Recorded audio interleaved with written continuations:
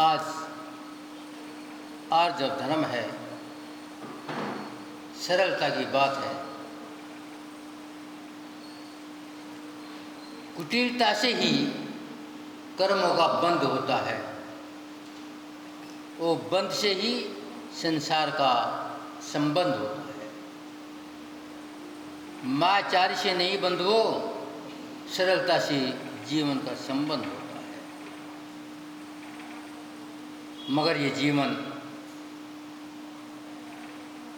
क्या है, शायद आपने ध्यान दिया हो, पद्म पुराण में पढ़ा हो कि पंचम काल में सरलता पाना बहुत बहुत बहुत दुर्लभ है। ये पद्म पुराण में चर्चा ही है। जब लक्ष्मण जी वनवास में थे, उस वक्त गुणमाला को वर्ण किया। लक्ष्मण जी ने कहा, जब मैं अयोध्या जाऊंगा तुम्हें ले जाऊंगा। गुणमाला कहती है, तुम पुरुषों का क्या, तुम्हें सैकड़ों गुणमाला मिल जाएंगी, लेकिन मेरा क्या होगा यदि तुम लेने ना आए। तो लक्ष्मण जी कहते हैं, मैं जरूर आऊंगा, और तुम्हें दो कसम खाता हूं, यदि मैं नहीं लेना तो मुझे रात्रि भोजन का पाप लगे, और यदि मैं लेने ना, मैं पंचम काल में मनुष्य बन जाऊं। तो पंचम काल के मनुष्य की क्या कहना, गाली मानते थे। ये पद्म पुराण में लिखा है। इस पंचम काल में चेहरे को देखकर क्या बताएं कि कितना आर्जव धर्म है, कहने की जरूरत नहीं है। हर जीव के मन में छल कपट भरा है, कहीं शांति नहीं है। हमारी आदत बैल की आदत है। भगवान अजितनाथ से भगवान पार्शनाथ तक कितनी सरलता थी। यदि कोई गलती आ गई, मिच्छामि दुक्कडम, उसका प्रायश्चित हो गया। लेकिन भगवान महावीर स्वामी काल में क्या हुआ, हर मानव की प्रकृति बैल जैसी हो गई। और आज पंचम काल का मानव तो ये मानो बैल ही हो गया। जबकि प्रकृति ने सबको सब कुछ दिया है, शरीर भी है, धन भी है, संपत्ति भी है, व्यापार भी है, और नहीं जाने क्या क्या प्रकृति ने दिया है। मगर उसके बाद भी मैं दूसरी तरफ देखता हूं और चाहता हूं इसका मेरे पास आ जाए। ये स्थिति तो बैल की है। मालिक ने दोनों बैलों को बराबर राशन दिया है, बराबर घास है, मगर बैल अपना घास नहीं देखता। अपने घास पे पैर रखेगा और दूसरी टोकरी में मुंह मारेगा। तो ये स्थिति हमारी है। हमें अपना धन नहीं दिखता, अपना पुण्य नहीं दिखता, अपना वैभव नहीं दिखता, और हम दूसरे पर निगाह मारते हैं। आगे पद्म पुराण में कहते हैं, यदि मायाचारी करके, धर्म भेष भर के मायाचार्य करोगे तो क्या होगा। यदि सामान्य कोई शेर बन गए तो आदमी सावधान हो जाए, मगर जो कोमल है और वे स्तन को ऊपर चलती है, बड़ी सहलाती है, मर क्या पीती है? खून पीती है। तो आज की ये स्थिति है। आपने सबने पद्म पुराण तो पढ़ा होगा, दोबारा पढ़ के देखना। आचार्य कहते हैं यदि कोई पापी बन के आए और धर्म का विध्वंस करें, कोई बात नहीं, धर्म की हानि नहीं होगी। और कोई धर्मात्मा बन के आए और धर्म का विध्वंस करे तो क्या होगा? यदि मुनि बन के आया, धर्म का संरक्षण करने के लिए आया, मगर भेष दिगंबर है, हाथ में पीछे का मंडल है और अहिंसा मार्ग का पालन नहीं है, तो क्या होगा? कभी विचार किया? नहीं किया। जबकि परिग्रह का त्यागी है, दिगंबर है, मगर निगाह कहाँ कहाँ है? तो आचार्य कहते हैं जरा सा इस तरफ ध्यान दे ले कि तेरी स्थिति क्या बनेगी। लेकिन मैंने आज तक देखा नहीं। धर्म का संबंध साफ सुथरे जीवन से है। जब तक हमारे जीवन में पवित्रता नहीं होगी और जब धर्म नहीं होगा, संसार में कितनी कितनी चाह है। तो विचार करो, क्या सबके पास आज धर्म होगा? एक बार की घटना, जब रामचंद्र जी वनवास को जा रहे थे, साथ में सीता जी और लक्ष्मण जी भी थे। सीता जी ने रास्ते में गई, एक पंपा नाम का सरोवर मिला और सीता जी ने रामचंद्र जी से पूछा, पतिदेव, ये पक्षी कितना धर्मात्मा है, प्रातःकाल एक टांग पर खड़ा होकर भगवान की भक्ति कर रहा है। रामचंद्र जी कहा, तू नहीं जानती, ये बुगला भगत है और ये एक टांग पर खड़ा है, मछली आती लपक जाएगा। तो सीता जी कहता है, मन मैला तन उजरा, ये बुगले की टेर, ताते तो कौवा भला अंदर बाहर एक। कम से कम हम अपना जीवन इन 10 दिन में तो एक बना लें। लेकिन हम अब भी देखते क्या है? दूसरे की थाली देखते हैं। इसने मुट्ठी भर के बादाम चढ़ा दिए, मेरे साल में इतने है ही नहीं। विचार करो, आचार्य कहते गन्ना मीठा होता है और जलेबी भी मीठी होती है, मगर दोनों के मिठासपन में कितना अंतर है। गन्ने में प्राकृतिक मिठास है और जलेबी में आर्टिफिशियल है। इसलिए गन्ना सीधा है और जलेबी आपकी तरह टेढ़ी मेढ़ी है, आर्टिफिशियल है। गन्ने के मिठास में रस है और जलेबी के मिठास में ठोस है। आचार्य कहते हैं मिठास दोनों में है, मगर अंतर है। आचार्य कहते हैं जिस दिन तू अपने आप को देख लेगा, तेरी दृष्टि पर से हट जाएगी, उस दिन आज धर्म हो जाएगा। इसलिए आचार्य कहते हैं मन में हो सो बचन उचरिए, बचन हो सो तन सो करिए।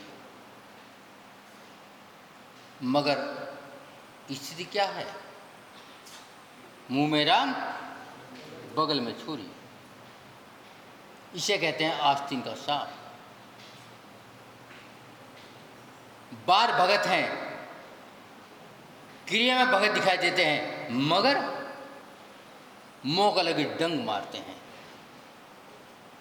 तो यार जन्म नहीं हो सकता। यह आदमी अपने आप को दूध का धुला बताता है,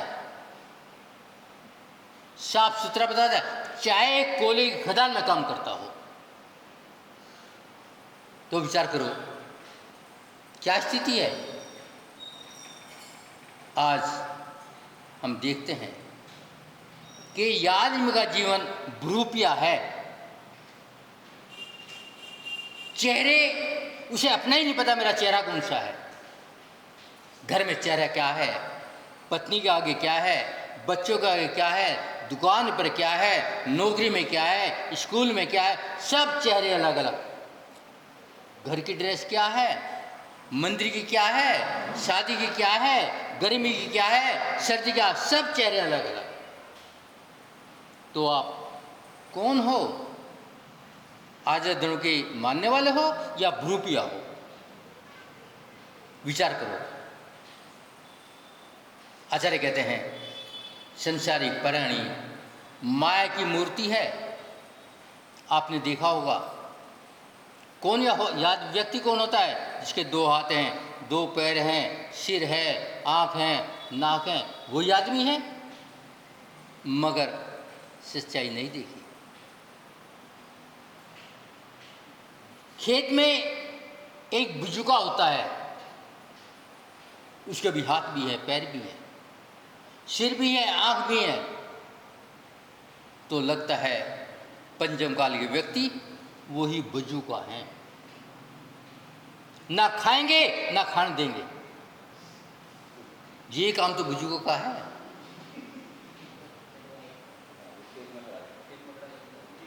तो आचार्य कहते हैं करिए श्री जोग अपने देख निर्भर आर से। अपने आप को कितना निर्भर कर, मुख करे जैसा लखे तैसा, कपड़े प्रियंगार से। लेकिन दर्पण साफ है, हम अपनी छवि देख सकते हैं, मगर ये दर्पण पर धूल है तो हमारी छवि साफ दिखाई नहीं देगी। ये स्थिति भगवान की है। भगवान के दर्पण में 7 बहु दिखाई देते हैं, कोई भी आ जाए, मगर मुझे भगवान के दर्पण पे अपना ये बहु भी दिखाई नहीं देता। क्यों नहीं देता? क्योंकि मेरे दर्पण पर धूल है। और आर्य धर्म कहता है धूल हटाओ। जब तक धूल नहीं हटेगी आज अब धर्म नहीं आएगा। और मैं आज धर्म तो कहता हूँ मगर मानता नहीं। एक बार की घटना कहीं पड़ी थी। एक ठाकुर साहब बहुत बड़े किसान गांव में रहते हैं। उसकी दोस्ती शहर के एक व्यापारी से है, आपस में लेन देन भी चलता है, बहुत गहरे संबंध है। आज व्यापारी सोचता है चलो ठाकुर साहब से मिल लिया है, हिसाब भी बहुत लंबा हो गया है और थोड़े पैसे की जरूरत भी है, पैसा भी ले आएंगे। तो व्यापारी चला ठाकुर साहब के पास। ठाकुर साहब अपने घर की खटिया पर बैठे थे और व्यापारी को देखते कहा आओ आओ आओ, बड़ा स्वागत किया। चलो पहले नाश्ता पानी करो, भोजन करो। नाश्ता हुआ, भोजन हुआ तो ठाकुर साहब ने पूछा आज सेठ जी कैसा ना हुआ? बस मन में आया और थोड़े से पैसे की भी ज़रूरत थी और हिसाब भी बहुत लंबा हो गया था। हिसाब कर आए और ठाकुर साहब से थोड़ा धन लिया है। तो ठाकुर साहब कहते हैं आप ठीक समय पर आए, आज ही पैसा आया है और वो पैसा बैंक भी नहीं गया, अभी घर पे ही है। चलो निकालो बही खाता। हिसाब किताब करने लगे। रात हो गई। ठाकुर ने कहा लो पैसे। हिसाब चुकता, पर्चे पे लाइन खिंच गई, हिसाब चुकता। लेकिन बात करते करते बहुत देर हो गई। गांव से शहर जाना था। व्यापारी कहता है अब तो बहुत देर होगी, रात को यहीं विश्राम करता और सुबह को जाऊंगा। लो मेरा थैला रख लो ठाकुर साहब। और ठाकुर साहब का थैला रख दिया। बस मन में घूम गया, चुकता हिसाब हो गया, पर्चे पे लाइन खिंच गई, लेना देना बराबर होगा, मैंने पेमेंट कर दिया। यदि व्यापारी सुबह को जाए, हमेशा अपने गांव का रास्ता यही है, और व्यापारी घोड़े से जाता है। यदि मैं रास्ते में अपने विश्वास पात्र कर्मचारी को बिठा दूं, मुझे पता है व्यापारी इतने बजे निकलेगा, रास्ता निश्चित है, और मैं से तमंचा दे दूं और उसको अमुक जहाँ बिठा दूं, जब घोड़े बिठा पे टैग कर देना, व्यापारी धराशायी, और ठेला लेगा देना। हिसाब चुकता, किसने मारा पता ही नहीं। लेकिन भोलों के भगवान होते हैं, ये प्रकृति का नियम है, सीधा कभी फंसता नहीं, कोई न कोई रास्ता निकलता है। व्यापारी ठेला लिया, बाहर आया, घोड़े पे बैठा, गली से निकला, मन में विचार आया तो इस रास्ते से रोज जाता है और सबको पता है मेरे पास पैसा होता है, चलो आज दूसरे गांव से होकर चलते हैं, और उसमें भी मेरे ग्राहक हैं, उनसे बात कर लेंगे। और व्यापारी दूसरे गांव से होकर चला, दूसरे ग्राहक से पैसे लिए और अपनी दुकान पर आकर बैठ गया।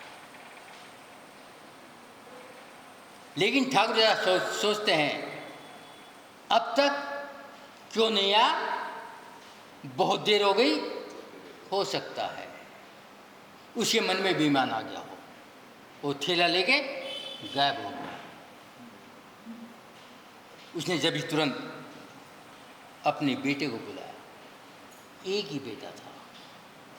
बेटे देख के तो वो क्यों नहीं आया, जा घोड़े बैठ जा। घोड़े पे बैठा, घोड़े की लगाम खींची, फटाक देनी वहां पहुंच गया। नौकर ने टाप की आवाज सुनी, ठह कर दिया, और बेटा कहाँ गिरा, धरा पर गिर गया। नौकर ठेला लेने के लिए आया, देखा ये क्या, ठाकुर साहब का इकलौता बेटा, धार दे के रो पड़ा, घर नहीं पहुंचा। और ठाकुर साहब सोचता है वो भी नहीं है, चलो मैं ही देखता हूं। क्या देखा, वही देखा जो होना था। तो आचार्य कहते हैं आज जब धर्म जब ही आएगा जब सहजता होगी। यदि हम किसी पर अंगारा फेंकेंगे, हाथ हमारे जलेंगे, जख्म हमारे होंगे, हम किसी को जला नहीं सकते। हो सकता है अंगारा उठाया, बारिश आ गई हो सकता है हवा का झोंका आ जाए, अंगारा कहीं उठ जाए, उसका कुछ भी ना हो कि उसका पुण्य काम करेगा। तो आचार्य कहते हैं विचार कर लेना क्या स्थिति है। हमने कभी आज तक मार्ग और धर्म को समझने का प्रयत्न नहीं किया। आचार्य कहते हैं वास्तविकता समझो। एक बार की घटना सम्राट के मन में आया, चलो आज नगर भ्रमण करेंगे। सम्राट मंत्री के साथ चल पड़ा और वे माया नगर में पहुंच गए। वहां पर एक चित्रकार था। सम्राट ने कहा, चित्र देखो। व्यापारी ने बताया, मेरे पास 4 प्रकार के चित्र होते हैं। एक वो चित्र जो वास्तव में मनुष्य होता है, दूसरा वो चित्र जो वो मानव सोचता है मैं ऐसा हो जाऊं, और तीसरा वो चित्र जिसके विषय में सोचता है, और चौथा वो जो दिखना चाहता है। जो चित्रकार ने बताया, इसी की मांग ज़्यादा है जो दिखना चाहता है। बात भी सही है, यही मानव की स्थिति है। सरल होना कठिन है, मगर सरल दिखना बहुत आसान है। हम दिखते हैं, है नहीं। आचार्य कहते हैं तू समझा ही नहीं। 4 प्रकार के मानव होते हैं। एक वे जो अंदर से और बाहर से सरल होते हैं, वे मानव क्या, वे महान पुरुष होते हैं। दूसरे वे जो बाहर से कठोर हैं, अंदर से मुलायम हैं। तीसरे वे जो बाहर से मुलायम हैं, अंदर से कठोर है। और चौथे जो अंदर बाहर कठोर है। आचार्य कहते हैं जो अंदर बाहर से मुलायम है वे महान है, और जो बाहर से कठोर है अंदर से मुलायम वे भी महान है। मगर जो बाहर से मुलायम है अंदर से कठोर है, महान दुष्ट है। और जो अंदर बाहर कठोर है वे तो दुष्टों के भी दुष्ट हैं। जैसे एक बार गुरु ने अपने छोटे स्कूल में बालक को कहा, बेटा आज देर कैसे हो गई? ये पहले है जो अंदर बाहर एक है। बालक के मन में छल कपट नहीं होता, वो बात अलग है। आजकल माँ बाप सिखा देते हैं, वो बताएंगे। बेटे ने कहा, गुरुजी रास्ते में नट का नाच हो रहा था, वो देखने लगा। गुरुजी ने बताया, बेटे नट का नाच नहीं देखते, ये विकृति पैदा करता है। शिष्य कहता है, ठीक है गुरुजी, आज से नट का नाच नहीं देखूंगा। अगले दिन बालक फिर लेट। गुरु ने पूछा, आज बेटे देर कैसे होगी? बालक कहता, महाराज गुरुजी नटनी का नाच देख रहा था। तो गुरु कहता है, बेटे कल तो मना करा, गुरुजी नट का नाच मना करा था, आज नटनी थी। तो गुरु कहते, बेटे नट हो या नटनी हो नहीं देखना, गुरुजी आज से बिल्कुल बंद। ये है सरल, जो कह दिया सो ठीक है, आज से नाच नहीं देखेंगे। दूसरे होते हैं जो बाहर से कठोर अंदर से मुलायम, जैसे बादाम। बाहर छिलका बड़ा कठोर है, अंदर से मीठी मीठी गिरी है। याद मान लो माँ और बेटा, बेटा जब कुछ करता है माँ सख्त हो जाती है, मगर हृदय में कोमलता है। बेटे का हित नहीं चाहती। या गुरु शिष्य है, गुरु बाहर से सख्त रहेगा, क्यों कोई अनिति ना हो जाए। कहीं गिरावट ना आ जाए, अपने नियम धर्म में खड़ा रहे, मगर अंदर क्या चाहता है? नाम रोशन करे। बाहर से कठोर, अंदर से मुलायम। मगर जो बाहर से मुलायम है, अंदर से कठोर है, क्या होगा? आचार्य कहते हैं, आपने चित्तरंजन मुखर्जी का नाम सुना होगा। अपने ज़माने में बालिस्टर थे, महान व्यक्तित्व के आदमी। वे रेल में सफ़र कर रहे थे और बैठे कुछ अध्ययन भी कर रहे थे। जब एक महिला आई, बड़ी विनय से प्रणाम किया और कहा, मैं बैठ जाऊं? मुखर्जी जी ने इशारे से कहा, बैठ जाओ, मेरी घर की सीट थोड़ी है। और बैठ गए। गाड़ी ने स्पीड पकड़ी। वो महिला मुखर्जी से कहती है, 2000 रुपये दो, अन्यथा बदनाम करूंगी, तूने मुझे छेड़ा है। लेकिन बालिस्टर थे, कोई मूर्ख तो थे नहीं। उनने कहा, क्या कहा? सुनाई देता ही नहीं। लो कागज लो, पेन लो, लिख दो। हाँ, उसने लिख दिया 2000 रुपये, अन्यथा बदनाम करूंगी। वो पर्ची ली, जेब में रखी, एक झपाटा मारा और चेन खींची। बालिस्टर थे, अंग्रेजी जमाना था।